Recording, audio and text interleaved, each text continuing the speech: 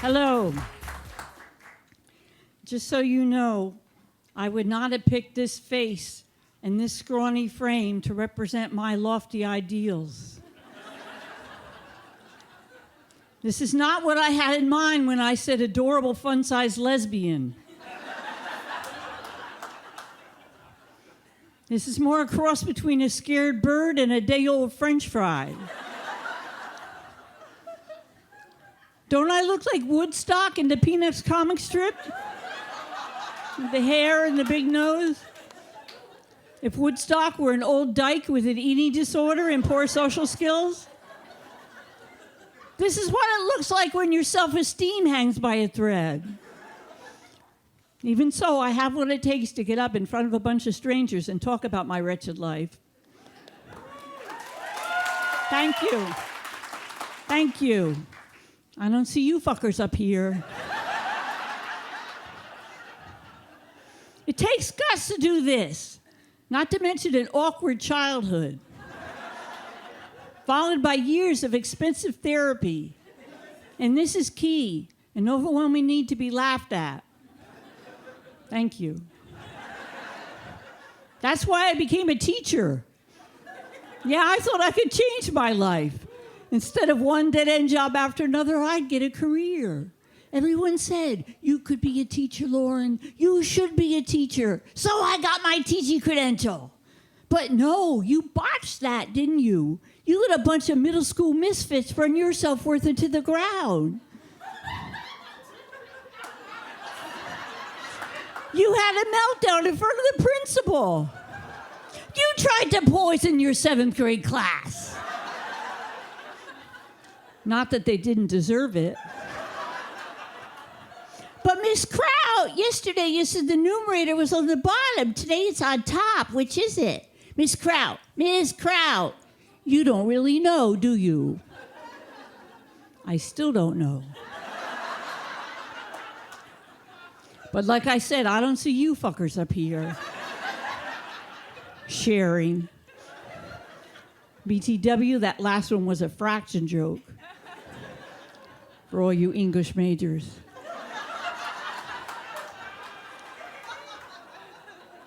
Okay, it's going well. I was singing this song on my way here tonight. Perhaps you know it. I like to count things in my head because I have OCD. I like to drive myself insane and do so endlessly. You remember that Coca-Cola song back in the day? I like to teach the world to count and be obsessed like me, where everything has a number to count and sometimes it won't rhyme.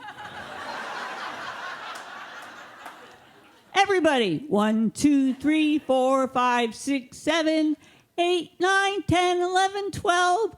Ladies only, 1, 2, 3, 4, 5, 6, 7. You're not singing, come on. 10, 11, 12.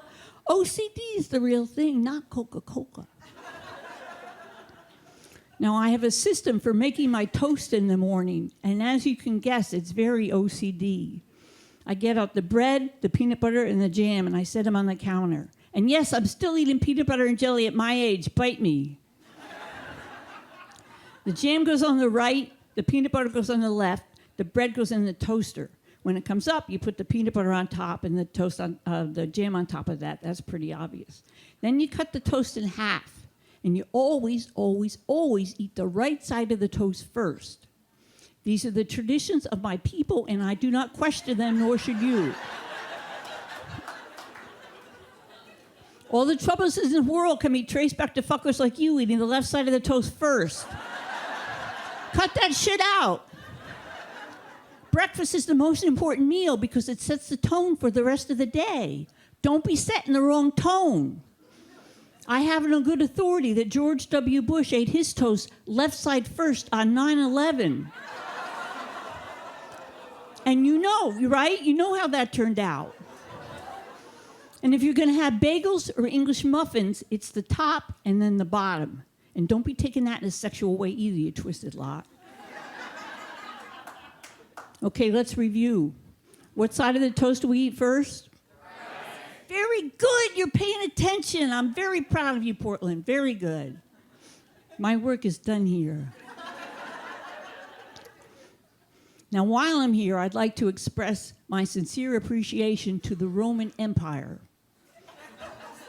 for inventing French toast with maple syrup. Yeah, they were the first to take their bread and dip it in some beaten egg with cinnamon and then fry that motherfucker in butter. Forget about inventing aqueducts or the Roman calendar. French toast. Why is it called French toast, I hear you ask? Because Roman toast was already taken, that's why. We don't have this now. It fell out of public favor around 72 BC. But Roman toast, Roman toast was bread dipped in cat saliva with a pinch of nutmeg and then fried to perfection in a vat of jealousy and ambition. Also served with maple syrup. Shortly thereafter, the Romans invented brunch and the rude waiter.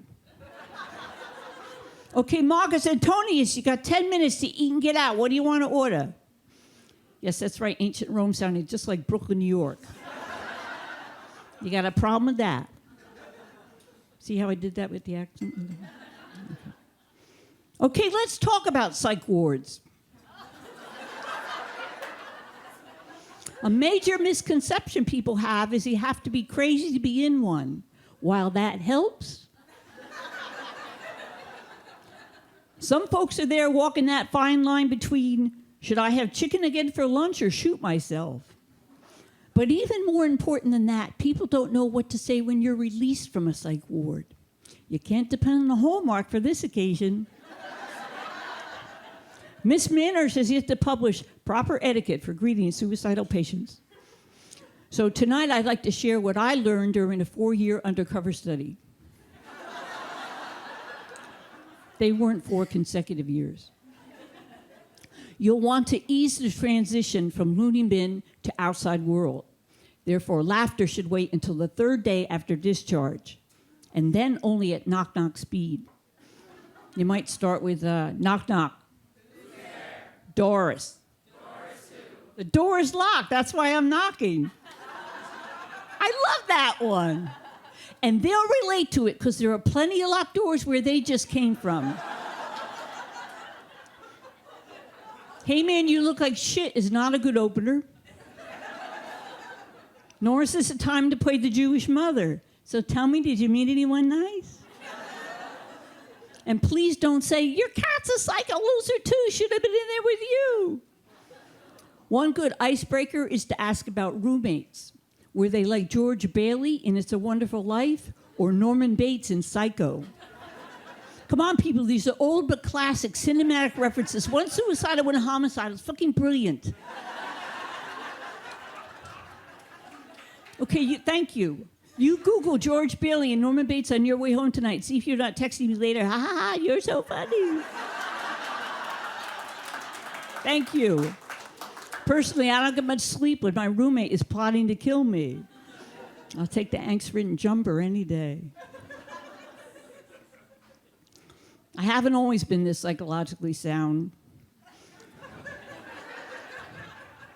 I used to have panic attacks and faint at the sight of blood, mine or anyone else's.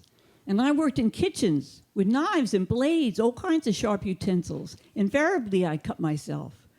There were always these warning signs before I'd faint. I'd get tingly all over. Everyone started looking like Steve Buscemi. I'd get dizzy, and then all of a sudden, fall down, we have a fall down. You might ask me, if you're that afraid of blood, then why did you become a chef? Well, I love the smell of charred flesh. And people think you're weird if you hang outside of burning buildings all the time. Whenever someone would slip with an oyster knife or sever their finger on the slicing machine, I'd beeline for the walk-in and begin alphabetizing the eggs. Egg, egg, egg. Turns out they're all under E. Usually the cold air helped, but all too often I'd wake up face down in a bucket of escargot, and once in some very tasty gazpacho. So one night it was just me cooking. I'm cutting a brioche, a stupid French sweet roll, and fall down, we have a fall down. The waiters were always very kind. Attention customers, the sous chef has cut herself and she's passed out on the floor again. And we have a winner, table 5. You correctly guessed face up and bread knife. Congratulations, you win it. Thank you. You win a free tiramisu made earlier today by the comatose chef herself. Good times, people, good times. Before I became a comedian, like I said, for a short time I was a special education teacher. But no, I was terrible, don't worry. I found teaching was like trying to play Jenga in a hurricane. Next to impossible, and you get all wet. I would have done much better had I taught the little fuckers how to swear. This is my blackboard. When you're really pissed off, goddamn always precedes fuck. Example, I hate you, you goddamn fuck.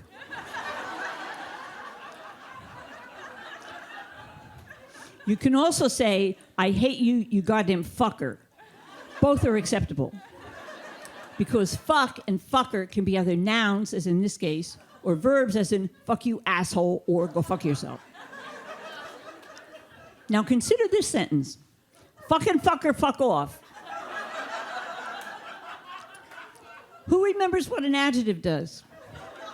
We went over this yesterday, people. Adjective, just shout it out. Very good, you fuckers are smart.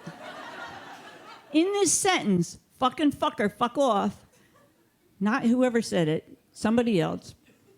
What is the adjective? Very good. You could lead us out to recess when we go later. Nicely done. And the first person, whoever said it, you can hold Miss Kraut's cigarettes at lunch. Don't bend them.